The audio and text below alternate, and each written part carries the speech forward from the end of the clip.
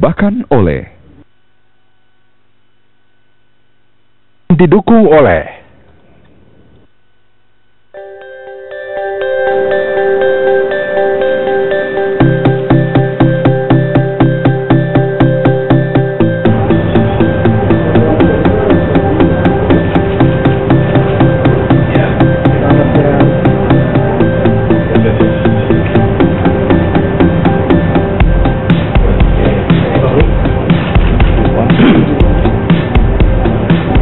Pemirsa, saat ini saya berada di gazebo Istana Kepresidenan bersama Bapak Presiden Joko Widodo. Bapak Presiden di tengah kesibukannya berkenan menjadi narasumber pertama program spesial interview bersama saya, Claudius Buka. Bapak Presiden, terima kasih atas kesempatannya. Terima kasih, ya. Bung Lau. Ini gazebonya sejuk sekali nih, Pak Presiden. Ya, kalau siang, kalau di gazebo ini sejuk, karena juga pohonnya di sini rindang. Bapak sering rapat di sini, Pak? Enggak, tapi untuk omong-omong saya kira sangat bagus di sini. Ya. Pernah sendirian mungkin sama keluarga untuk kalau mau menyepi gitu? Enggak. Ya. Saya lebih banyak di Bogor. Di Bogor, ya. Lebih banyak di Bogor. Ya. Bapak Presiden, saya ingin memperlihatkan kepada Bapak ada video. Pancasila itu jiwa dan raga kita. Ada di aliran darah dan detak jantung kita. Berkat keutuhan bangsa dan negara.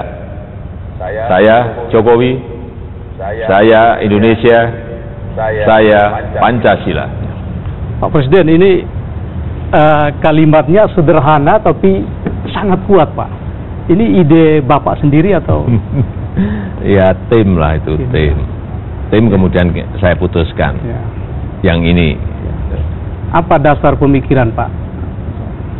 Ya, kita ingin mengingatkan kepada kita semuanya, menyadarkan kembali kepada kita semuanya bahwa dasar negara kita Pancasila, dan juga ingin mengingatkan betapa Indonesia ini beragam. Selalu itu saya ingatkan di mana-mana.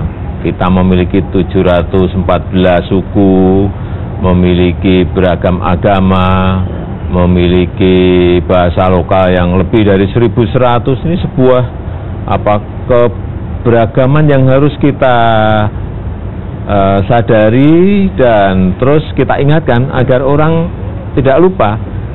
Dan dengan kekuatan Pancasila yang kita punyai, saya kira kalau kita semuanya ingat Pancasila, hubungan di antara kita di keseharian, saya kira kita akan baik-baik saja kalau semuanya orang kembali menyadari itu. Jadi ini adalah bagian dari kampanye untuk menyadarkan kembali. Iya, mengingatkan dan menyadarkan kembali betapa Indonesia ini sangat beragam. Pak Presiden, kalau lihat survei dari SMRC beberapa hari lalu, memang mayoritas warga Indonesia, hampir 99%, Pak, itu bangga dengan Indonesia, Pak. Ya, inilah yang saya juga sangat senang. Kita semuanya saya kira sangat senang dengan hasil survei itu, bahwa 99% lebih masyarakat Indonesia, warga negara kita bangga akan keindonesiaannya. Ini penting sekali, dan kita semuanya harus bangga bahwa kita sebagai bangsa Indonesia ini.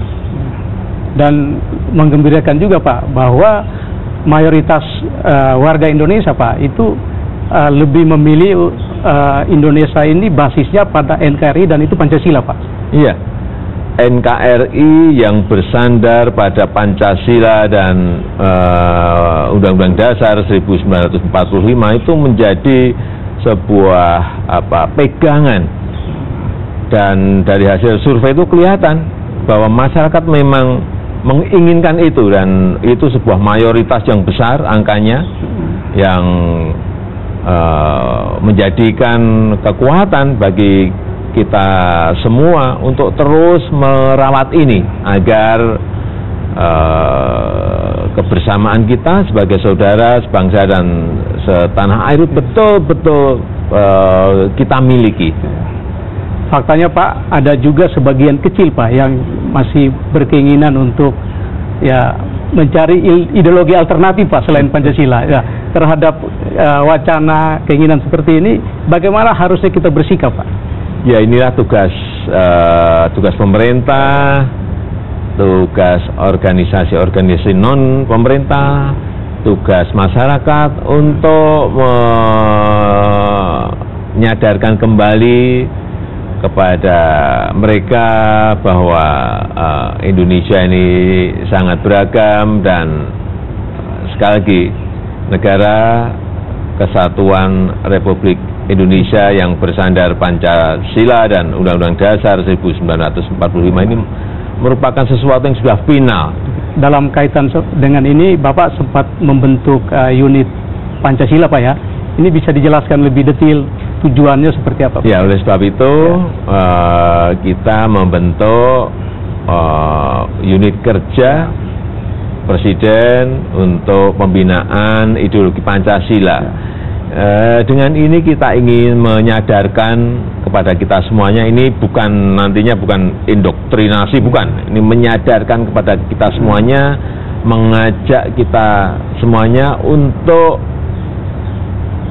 memahami, untuk menjalankan dalam kehidupan sehari-hari nilai-nilai besar yang terkandung di dalam Pancasila dan Undang-Undang Dasar 1945.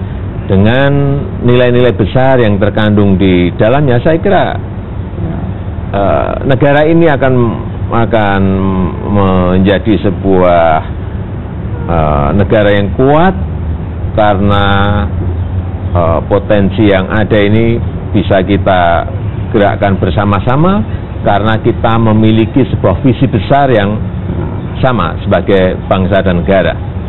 Jadi tidak sekedar dogmatis Pak ya? Tidak dogmatis, tidak indoktrinasi, tetapi itu akan dimunculkan dalam sebuah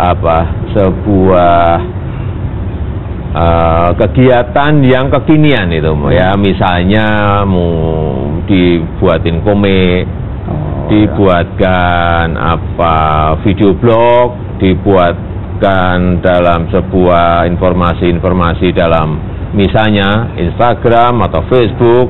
Saya kira kita akan menggunakan itu. Lebih gaul Pak ya? Iya, lebih gaul dan bisa diterima oleh generasi muda kita. Itu termasuk masuk ke sektor pendidikan ya? Karena saya tidak salah di tulisan Bapak dulu revolusi mental, itu pendidikan menjadi salah satu kunci untuk menguatkan budaya kita Pak. Iya, termasuk di dalamnya nanti akan juga ini menyangkut yang berkaitan dengan bela negara, yang berkaitan dengan revolusi mental. Saya kira dengan kekuatan ini nantinya kita ingin membawa seluruh masyarakat, rakyat itu untuk mempunyai visi besar yang sama, kemana bangsa ini akan menuju. Pak Presiden, kita break sebentar. Pemirsa tetap.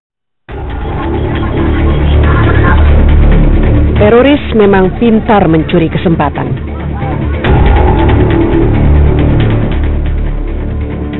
(24 Mei lalu, bom bunuh diri meledak di Kampung Melayu, Jakarta Timur. Kali ini, teroris memilih lokasi keramaian, terminal bus. Dan sebagaimana biasa, teror bom di Kampung Melayu mencuri jiwa orang tidak berdosa. 3 polisi meninggal dan 11 orang lainnya mengalami luka-luka. Sementara, 2 pelaku juga tewas di lokasi kejadian. Negara Islam Irak dan Suriah ISIS mengaku bertanggung jawab atas serangan bom tadi. Ini adalah teror bom kesekian di masa pemerintahan Joko Widodo. Awal Januari tahun 2016, teror bom ditambahi dar-der-dor pelaku dengan polisi mengguncang kawasan Tamrin, Jakarta Pusat. Lokasinya hanya beberapa kilometer dari Istana Merdeka, Jakarta. Kelompok teror tidak pernah mati di Indonesia. Setelah Al-Qaeda meredup, kelompok teror di tanah air berafiliasi dengan ISIS. ISIS tak lain adalah organisasi yang punya misi mendirikan negara Islam yang bikin tanah Suriah dan Irak bebercak darah. Sekarang kewaspadaan terhadap ISIS layak dilipat gandakan. Pasalnya, ISIS sudah beroperasi di tetangga kita di utara, Filipina. Tepatnya lewat kelompok Maute di Marawi, Filipina. Pemirsa, terima kasih masih di spesial interview bersama Presiden Joko Widodo. Bapak Presiden, beberapa saat lalu kita dikejutkan oleh bom Kampung Melayu, Pak. Ini Bapak langsung terjun ke lokasi. Ya, itu kita ingin memberikan pesan kepada masyarakat bahwa situasi terkendali dan aman meskipun ada peristiwa bom bunuh diri di Kampung Melayu. Yang berbeda kalau Bapak Presiden ada pada bom Sarina sebelumnya, ya Bapak sama juga saja. Saya saat itu juga langsung ke tempat kejadian perkara untuk memberikan pesan bahwa situasi terkendali dan situasi aman. Kita pun tidak takut dengan teror-teror seperti itu karena kita lihat juga negara lain mengalami hal yang sama, tetapi situasi di sini berbeda karena rakyat masyarakat memberikan dukungan penuh kepada pemerintah dan juga saat saya misalnya ke Tamrin dulu, setelah itu langsung booming menjadi trending di media sosial bahwa kita tidak takut. Nah, hal-hal seperti ini yang ingin kita gerakkan, karena kan memang teror itu kan tujuannya adalah ingin menakut-nakuti masyarakat, ingin menakut-nakuti kita. Tetapi kalau jawaban dari masyarakat, dari rakyat itu tidak takut, ya sudah, artinya selesai. Ya, ini contoh konkretnya nih, Pak. Oh ya, ini yang juga setelah ada bom di Kampung Melayu, juga Pak, sama menjadi trending bahwa kami tidak takut karena kami adalah Indonesia. Ini saya kira juga menjadi sebuah kekuatan besar bahwa cara-cara menteror seperti kejadian di Tamrin maupun di Kampung Melayu itu tidak memberikan efek ketakutan kepada masyarakat, tetapi tetap bahwa kita harus waspada. Kepolisian, Densus, kemudian juga TNI ini juga tetap harus mewaspadai setiap gerakan apapun yang ingin memberikan rasa takut dan teror terhadap masyarakat. Bapak merasa mendapat dukungan penuh dari warga dengan hashtag semacam itu, Pak? Iya, benar. Saya kira aparat juga menjadi lebih berani, kita juga menjadi lebih percaya diri untuk menyelesaikan kasus-kasus yang ada. Saya soal survei lagi, Pak, karena saya termasuk orang yang cukup percayakan survei, ya, sepanjang survei itu benar, Pak. Itu kemarin juga ada survei dari SMRC, mayoritas warga Indonesia itu menolak ISIS, Pak. Iya, saya kira itu sesuatu yang memang kita harapkan, dan dari survei itu sekali lagi menunjukkan mayoritas besar rakyat itu tetap memberikan dukungan kepada NKRI yang bersandar pada Pancasila dan Undang-Undang Dasar 1945 dan menolak ISIS. Itu jelas sekali dalam survei yang ada, dan ini juga menjadi sebuah dorongan, dukungan penuh kepada aparat, dukungan penuh kepada pemerintah, dukungan penuh kepada kita untuk bekerja lebih baik lagi dalam rangka menangkal ISIS agar tidak masuk dan berkembang di Indonesia.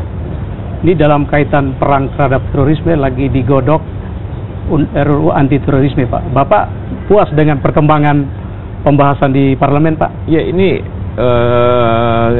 saya mendorong Menteri, terutama Pak Menko Polhukam, untuk ini bisa diselesaikan bersama-sama dengan DPR, karena ini kita perlukan agar aparat kita, aparat hukum dan kita harapkan nanti Polri dan TNI bisa bersama-sama diberikan sebuah payung hukum yang kuat sehingga memudahkan mereka untuk seperti apa? Saya kira hal yang baik yang ada di negara-negara yang lain bisa saja kita pakai, tetapi tidak, saya nggak berbicara ya masalah ISA atau yang lain, tetapi hal-hal yang baik memang bisa aja kita adopsi, tetapi sekali lagi bahwa negara kita ini memiliki hal-hal yang ada di lapangan yang berbeda. Saya kira kekuatan kita ya itulah yang harus kita ambil untuk kita munculkan dalam undang-undang anti terorisme yang ada. Bapak sepakat bahwa terorisme ini adalah extraordinary crime, sehingga perlakuan pun juga harus extraordinary, Pak? Iya, saya kira semua negara menyatakan itu dan menjadi tantangan utama mereka. Kita pun juga sama, karena kalau penanganan dini tidak bisa kita lakukan baik mengenai pencegahan, kemudian mengenai penindakan atau penegakan hukumnya, kemudian juga masalah yang berkaitan dengan deradikalisasi ini tidak kita lakukan secara komprehensif dan paralel bersama-sama, saya kira kita akan kesulitan menangani ini. Tetapi saya kira belum terlambat. Pak Presiden, kita break sebentar. Pemirsa, tetaplah di Special Interview. Pemirsa, terima kasih masih di Special Interview bersama Presiden Joko Widodo. Pak Presiden, ini pada pertemuan dengan Forum Pember, kebetulan saya hadir waktu itu, Bapak sempat menyampaikan ada 2 poin yang terkait dengan gonjang-ganjing politik selama ini ya. Satu soal persiapan Pilpres 2019, satu soal petrol mafia daging, dan ada yang tidak nyaman dengan kebijakan Ibu Susi menenggelamkan kapal, Pak. Ini terus terang, kalau soal petrol, saya agak kaget waktu itu. Karena tanpa ditanya oleh wartawan, Bapak otomatis langsung bicara seperti itu, Pak. Ini ada sesuatu yang mesti mengganjal, Pak. Ya, saya kira memang ada yang tidak nyaman dengan kebijakan-kebijakan tegas dan keras yang kita putuskan. Baik mengenai yang berkaitan dengan minyak dan gas, baik yang berkaitan dengan masalah pencurian ikan, baik yang berkaitan dengan pangan. Saya kira mungkin kenyamanan yang sudah dinikmati bertahun-tahun itu menjadi terganggu karena kebijakan kita. Tetapi sekali lagi, ya, itulah kebijakan kita. Bapak firm? Oh, sangat firm. Walaupun nanti di tengah jalan menjelang 2019 ada saja yang mengganggu Bapak dengan alat. Saya kira dalam perhelatan politik ya, perbedaan pendapat itu ya sesuatu yang biasa, dan saya mengalami itu baik dulu sebagai wali kota, sebagai gubernur. Jadi hal yang biasa, tetapi yang paling penting menurut saya jangan sampai itu merugikan masyarakat dan menghabiskan energi kita untuk hal-hal yang sebetulnya tidak perlu.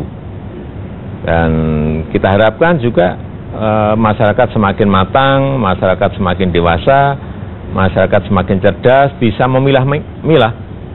Oh, ini politik. Oh, bukan, ini bukan politik, ini masalah kepemerintahan. Oh, ini masalah agama. Bisa memilah-milah itu sehingga tidak campur aduk.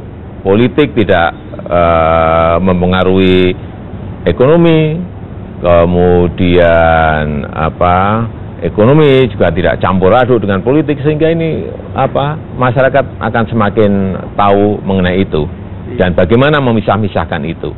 Buktinya ini lagi-lagi survei nih Bapak Presiden, dari Kompas itu tingkat kepuasan terhadap kinerja Bapak itu 60-an%, Pak.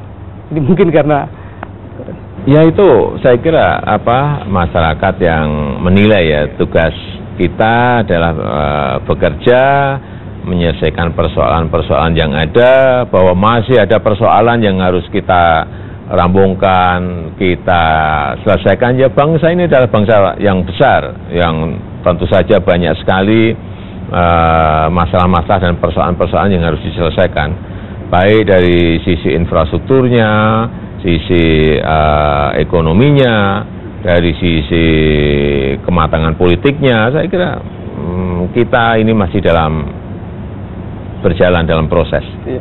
Saya masih penasaran soal petrol dan lain-lain tuh Pak ya.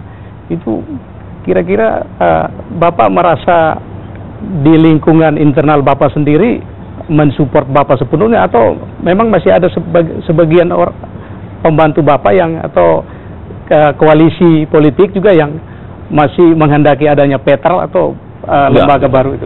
Semuanya sudah firm. Sudah firm. Jadi ini sudah firm Pak ya? Ya. Pak Presiden, kita break sebentar. Pemirsa, tetaplah di Special Interview. Pemirsa, terima kasih masih bersama Bapak Joko Widodo dalam Special Interview. Bapak Presiden, kalau tadi kita bicara tentang Pancasila, lalu politik, sekarang kita mau bicara tentang kerja. Karena Bapak ini kan terkenal dengan Presiden yang kerja terus Pak. Ini saya mau memperlihatkan foto waktu Bapak di Papua Pak ya? Trans Papua, antara Wamena ke bawah ke Kenyam dan ke Agats. Kita ini berada di ruas jalur Wamena sampai ke Kenya dan Agats sepanjang 287 km, dan komitmen pemerintah membelah belantara, naik gunung yang sangat tinggi. Inilah medan berat yang dialami baik oleh Kementerian PU maupun oleh TNI yang bersama-sama membangun jalan di Trans Papua ini.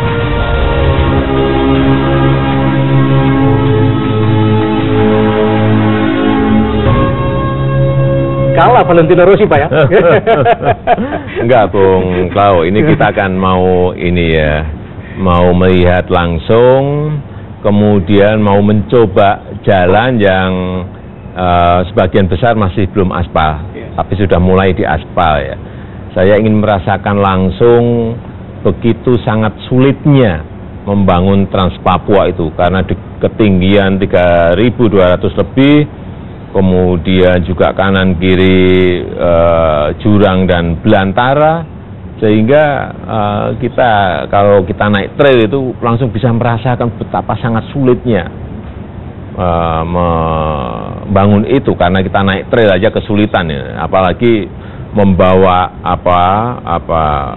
bulldozer ke sana, membawa eskavator ke sana, membawa stone ke sana, pakai helikopter semuanya. Ini kan sesuatu yang sangat sulit sekali, membawa aspal ke sana, dan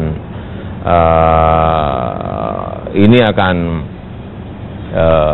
kita teruskan, tetap di depan TNI, kemudian sudah kebuka Kementerian PU masuk, kecepatan ini yang akan terus kita kerjakan. Bapak sangat fokus membangun Papua. Ini semata-mata pertimbangan politik atau memang Bapak konsen selama ini Papua itu sepertinya ditinggalkan Pak? Ya, karena kita ingin ada keseimbangan antara barat, tengah, dan timur. Ada keseimbangan. Karena kalau kita lihat memang ada ketimpangan terutama dalam penyediaan infrastruktur. Oleh sebab itu kita kejar dengan cara-cara cepat seperti itu, agar nantinya antar kabupaten, antar kota yang ada di Papua ini betul-betul bisa tersambung, sehingga kita harapkan yang namanya sembako, yang namanya semen itu harganya bisa paling tidak mirip-mirip dengan yang kita nikmati di Indonesia bagian tengah dan bagian barat. Jangan sampai ada sebuah kesenjangan jarak harga yang begitu sangat lebar antara yang di sini dan yang ada di Papua. Itu artinya model Trans Papua ini akan Bapak adopsi juga untuk di Kalimantan, Sulawesi, Ya, kita juga sudah bangun juga Trans Kalimantan juga yang ini kita harapkan juga nantinya di 2019 bisa kita selesaikan, karena kita harus sadar bahwa yang namanya infrastruktur itu penting sekali menghubungkan antara kota dengan kota, kabupaten dengan kabupaten, provinsi dengan provinsi, pulau dengan pulau. Saya contohkan Bung Klau, kita membangun pelabuhan kecil di Tapaleo, itu di Halmahera Tengah, di Maluku Utara. Dengan adanya pelabuhan itu, kapal sedang bisa merapat ke sana. Dengan kapal itu, sembako, kebutuhan bahan pokok, semen, dan yang lain-lainnya bisa dikirim ke sana secara rutin. Tetapi juga dari Halmahera Tengah bisa juga dijual yang namanya kopra,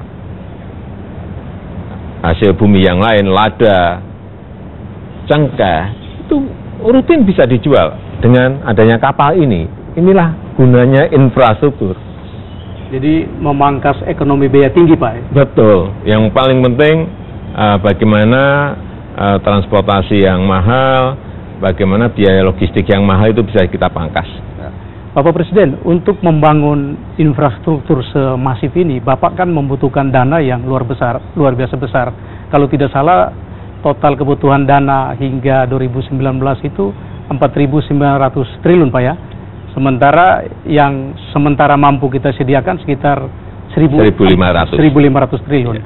Itu sumber pendanaannya dari mana, Pak? Ya, memang dalam 5 tahun APBN kita hanya bisa menyediakan kurang lebih 1.500 triliun.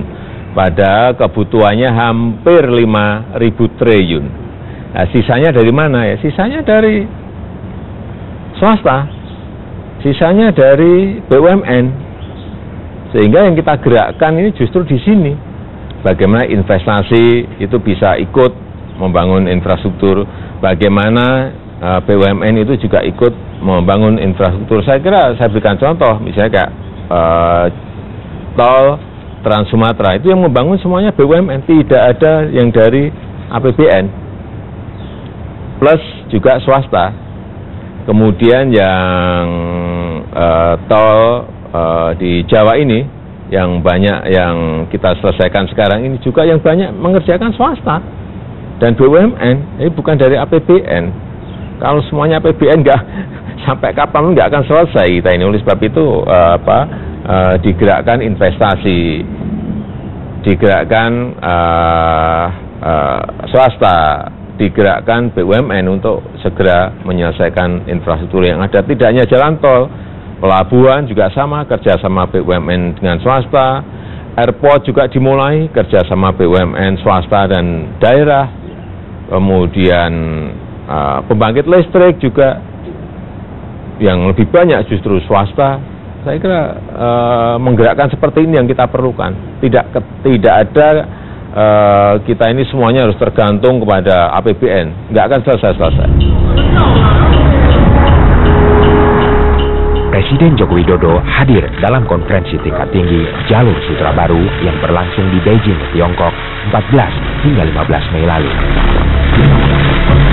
Selain Jokowi, ada juga 28 kepala negara lain yang hadir dalam pertemuan One Belt and Road Forum for International Cooperation ini. Pertemuan ini tak lain adalah gagasan Presiden Xi Jinping untuk menyambung Beijing dengan negara-negara di Asia dan Eropa lewat jalur sutra dan sabuk maritim. Indonesia memanfaatkan KTT Obor atau One Belt One Road untuk mendapatkan pendanaan dalam pembangunan infrastruktur di tanah air. Sekarang, Tiongkok memang menjadi poros ekonomi dunia yang makin kuat. Semua mata kini tertuju ke Beijing.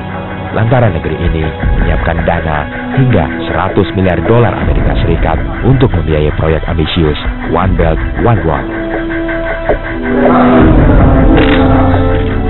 Mungkin Bapak bisa update sedikit hasil follow up dari Obor kemarin, Pak, dalam konteks pendanaan infrastruktur, Pak. Sudah ada follow up-nya seperti apa, Pak? Ya, termasuk investasi banyak dari Timur Tengah, misalnya seperti dari Arab Saudi untuk kilang minyak, misalnya nanti dari Uni Emirat Arab, dari Qatar, dari Oman, juga dari Tiongkok yang berkaitan dengan One Belt One Road. Saya kira semuanya, juga yang beberapa dari Jepang, dari Singapura, saya kira dari Korea Selatan, saya kira investasi-investasi seperti itu diperlukan, karena yang namanya investasi, arus uang masuk, arus modal masuk, ini akan memberikan lapangan pekerjaan yang sebanyak-banyaknya bagi rakyat. Membangun infrastruktur membutuhkan tenaga kerja, membangun kilang minyak membuka lapangan pekerjaan, kemudian membangun jalan tol juga membuka lapangan pekerjaan. Saya kira investasi akan membuka lapangan pekerjaan yang banyak. Bapak Presiden, Bapak adalah presiden yang paling gencar membangun infrastruktur. Kalau saya lihat data sejak Bapak naik 2014 ya Pak ya, itu anggaran infrastruktur itu naik 120% Pak. Naik luar biasa pesat. Tapi kalau kita lihat rasio Pak ya, kalau rasio infrastruktur terhadap PDB, kalau idealnya itu kan 7% Pak, versi Bank Dunia. Kalau PDB kita 12.400 triliun, infrastruktur kita 387 triliun, artinya belum sampai 3% Pak. Ini masih ada gap 4% Pak. Jadi selain pendanaan dari sumber-sumber tadi, apakah mengapa Bapak tidak fokus ke menggali potensi pajak di dalam negeri Pak? Iya, jadi pajak diperlukan ya untuk penerimaan negara, tapi kita juga ingin agar ada reformasi di perpajakan kita. Artinya apa? Sistem perpajakan kita perbaiki. Juga sistem di dalam menaikkan tax rasio kita juga kita perbaiki. Tanpa itu menimbulkan beban yang berat bagi masyarakat. Artinya apa? Memang banyak sekali masyarakat kita yang belum memiliki NPWP, belum bayar pajak. Inilah yang perlu kita sadarkan agar ada kepatuhan yang tinggi untuk membayar pajak, karena dari pajak itulah kita bisa membangun pendidikan, kesehatan, infrastruktur, dan yang lain-lainnya. Secara keseluruhan Bapak puas dengan tax amnesty yang kemarin Pak? Iya, karena kita bisa mencatatkan 4.855 triliun. Ini sebuah angka yang besar sekali dan bisa mendatangkan penerimaan dari tax amnesty itu 135 triliun. Ini sebuah angka yang fantastis, angka yang gede, ya. Gede sekali. Dan yang paling penting, basis pajak kita menjadi lebih besar. Ini yang penting. Ada rencana tax amnesty jilid 2 Pak mungkin? Enggak. Sampai saat ini enggak ada. Ya. Bapak Presiden, kita break sebentar. Pemirsa, terima kasih masih bersama Special Interview.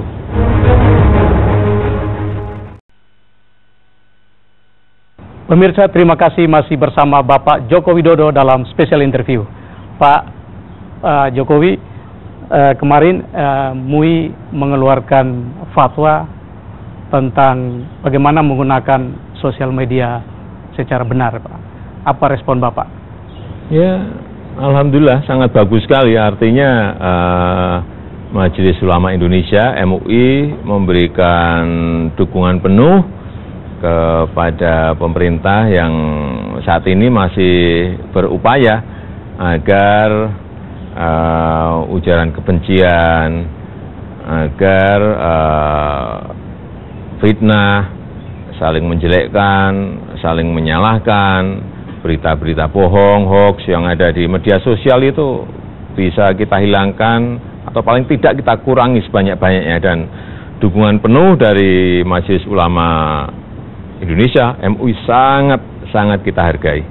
Bapak optimistis dengan dukungan dari lembaga keagamaan seperti MUI, NU Muhammadiyah kampanye melawan hoax itu menjadi lebih efektif, Pak? Iya, paling tidak akan mengurangi banyak lah, dan upaya terus-menerus dari pemerintah juga akan kita lakukan terus.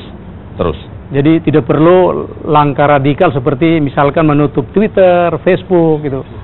Cukup melalui ini ya, Pak? Iya, saya kira kita tidak punya pemikiran ke sana. Ya. Pak Jokowi, ini sedikit personal nih kalau boleh, Pak. Ini saya melihat momen ketika Bapak di mana nih, Pak? Kalau boleh. Saya juga nggak ingat. Kalau nggak salah di Australia, Pak. Ini Bapak nggak ingat. Saya terlalu sering pergi sih. Baik di waktu hujan, dalam negeri maupun keluar. Iya. Bapak memayungi Ibu.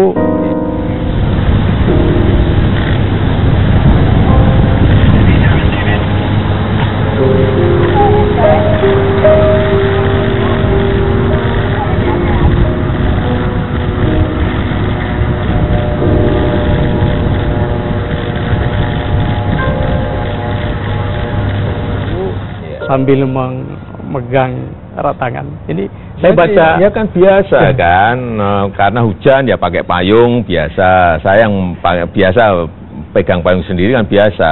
Kemudian karena itu pas turun tangga juga hal yang biasa supaya kan licin, supaya nggak terpleset. Ibu saya pegang tangannya, ya biasa. Di sosmed saya baca komennya tuh macam-macam, Pak. Ada yang bilang, wah, ini romantis banget, kami ingin seperti itu. Ya kalau ada pandangan seperti itu ya mungkin dia benar juga, mungkin ya romantis, tapi karena situasinya ada seperti itu. Ini gantian lagi nih, Pak, ini di Papua nih, Trans Papua. Oh ya, ini juga ada pas Germis gitu loh, pas Germis, kemudian saat itu sudah sampai dan ya kebetulan yang memayungi juga istri. Mungkin ini contoh bagaimana menggunakan medsos secara benar, Pak ya. Jadi momen-momen spesial bersama keluarga, Pak, mungkin. Iya, mestinya menggunakan media sosial itu ya mengajak ke hal-hal yang positif. Kemudian memberikan misalnya kata-kata, kalimat-kalimat atau ujaran yang juga membawa kita ke arah yang produktif, ke arah yang optimisme. Saya kira hal yang seperti yang harus kita lakukan. Jangan sampai justru menyebabkan kita retak, menyebabkan kita pecah dengan saudara sendiri. Saya kira atau saling menyalahkan, saling menjelekkan itu sesuatu yang sangat negatif dan tidak produktif. Bapak Presiden, terima kasih atas waktunya. Terima kasih. Pemirsa, demikian spesial interview bersama Bapak Presiden Joko Widodo.